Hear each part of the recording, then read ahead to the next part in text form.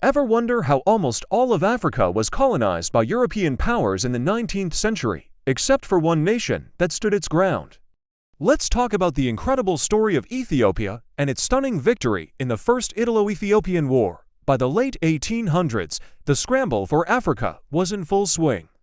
European nations were carving up the continent, hungry for resources and prestige. Italy, a relatively new nation itself, was eager to build its own colonial empire and set its sights on Ethiopia.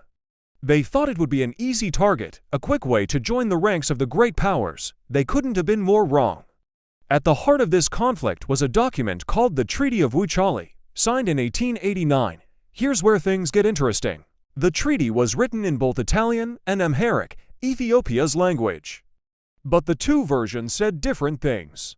The Italian version stated that Ethiopia had agreed to become a protectorate of Italy, basically giving up its foreign policy independence. However, the Amharic version, which Emperor Menelik II had signed, simply said that Ethiopia could, if it chose, use Italy's help to deal with other European powers.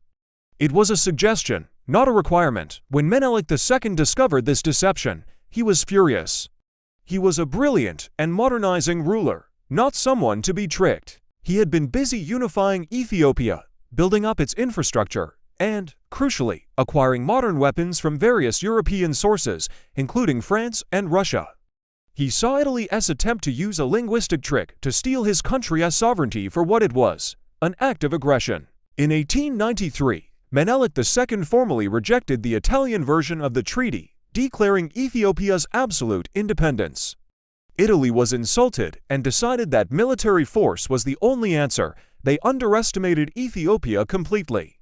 They saw it as a divided, uncivilized land that would crumble before the might of a modern European army. Italian forces began to advance from their coastal colony of Eritrea into Ethiopian territory. At first, they had some minor successes, but Emperor Menelik II wasn't sitting idle. He issued a powerful call to arms, a mobilization proclamation that rallied people from every corner of his diverse empire. It was an incredible display of national unity. An army of over 100,000 soldiers, both men and women, answered the call. They came from all walks of life: farmers, nobles, and clergy, all united under one banner to defend their homeland.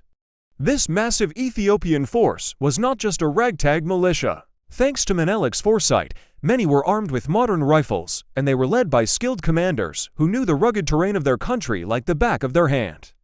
They used the landscape to their advantage, drawing the Italians deeper and deeper into the mountains. The climax of the war came on March